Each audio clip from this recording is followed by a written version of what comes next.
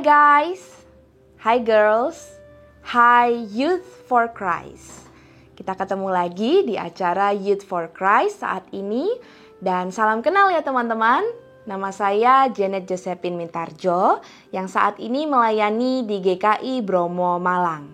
Nah, bersama-sama saat ini kita akan merenungkan Ben Hinnom yang akan diambil dari Yeremia 19 ayat 1 sampai 15.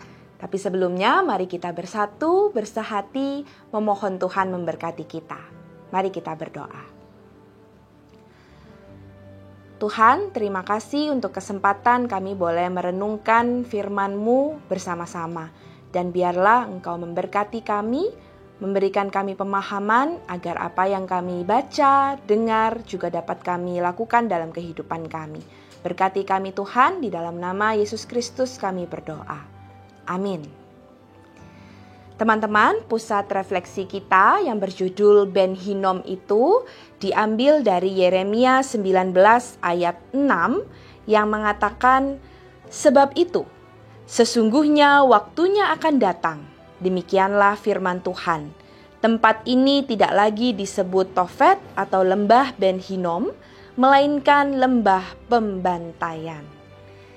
Teman-teman, youth sekalian, ada sebuah lagu yang pernah dinyanyikan oleh John Lennon yang berjudul Imagine. Bayangkan.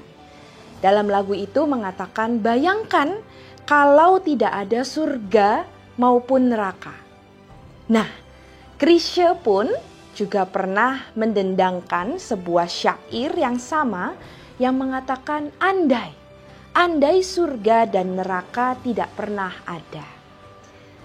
Ya, teman-teman, lalu apa kata Alkitab secara khusus tentang neraka itu?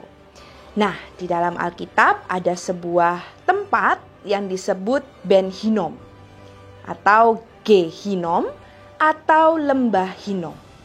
Nah, tempat ini dicatatkan sebagai tempat yang mungkin sangat dibenci oleh Allah. Karena di tempat itu orang Israel berpaling dari Allah dengan menyembah Moloch. Nah, yang membuat Allah benci bukan saja karena Israel itu menyembah Moloch, tetapi karena mereka mengorbankan anak-anaknya sendiri sebagai persembahan. Hal yang tidak pernah ada di dalam hati Allah. Dan oleh karena itu umat Israel tidak pernah diminta untuk melakukan persembahan itu. Nah, apa yang dilakukan umat Israel di lembah Hinnom itu merupakan sebuah kekejian di mata Allah. Sehingga di Ben Hinnom itu kita bisa menemukan pada zaman itu bukan sampah yang dibakar, tetapi anak-anak manusia dibakar di tempat itu. Itu sebabnya tempat itu disebut kemudian menjadi lembah pembantaian, sebagaimana dikatakan oleh Yeremia. Nah, teman-teman, lembah pembantaian Gehinnom itulah yang kemudian menjadi awal mula terciptanya muncul kata Gehenna dari Gehinnom yang kemudian diartikan sebagai neraka. Dari bacaan hari ini teman-teman, kita diajak untuk menyadari bahwa neraka ternyata tempat yang digambarkan sebagai lokasi penyiksaan dengan api yang tidak kunjung padam itu ternyata berada di dunia ini. Sekarang di lokasi itu sendiri memang tidak ada lagi bekas-bekas penyiksaan. Tetapi kita dapat membayangkan bahwa neraka dalam berbagai bentuknya memang dapat kita jumpai sekarang di tengah dunia ini, di bumi ini. Ketika orang menyakiti sesamanya, baik melalui ucapan dan tindakan-tindakan, maka pada saat itu mereka sedang menciptakan dan menghadirkan neraka bagi teman-teman di sekitarnya. Coba teman-teman, Youth for Christ, mari kita ingat-ingat. Adakah ucapan atau tindakan kita kepada orang lain yang membuat mereka jadi tersiksa seperti sedang berada di neraka? Ada pertanyaan refleksi teman-teman untuk kita yang bisa kita bawa di dalam perenungan. 1. kita diajak untuk kembali merenungkan mengapa Allah membenci praktik pengorbanan anak-anak di lembah Gehinom.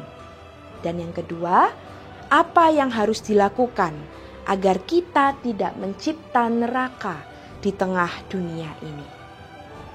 Youth for Christ, kiranya Tuhan menolong kita dan kita memohon kembali di dalam doa. Mari kita berdoa.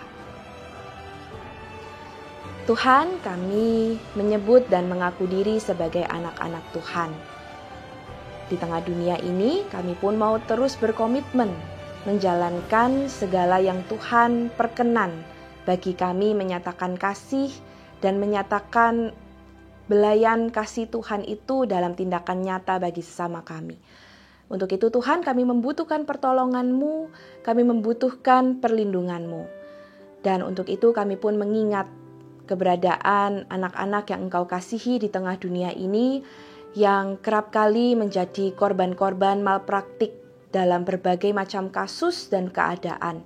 Kami berdoa Tuhan, kiranya belas kasih-Mu juga terus menyapa mereka, menolong, menguatkan mereka, bahkan Engkau juga memakai orang-orang di sekitar mereka termasuk kami untuk dapat menyampaikan penderitaan yang mereka alami, juga menghiburkan bahkan menolong mereka keluar dari penderitaan itu. Hanya dengan pertolongan-Mu Tuhan kami dapat melakukannya. Kami menyerahkan anak-anak-Mu ini juga setiap keberadaan kami hanya di dalam nama Tuhan kami, Yesus Kristus. Amin. Demikian Youth for Christ renungan kita hari ini. Kita bertemu lagi ya di kesempatan selanjutnya.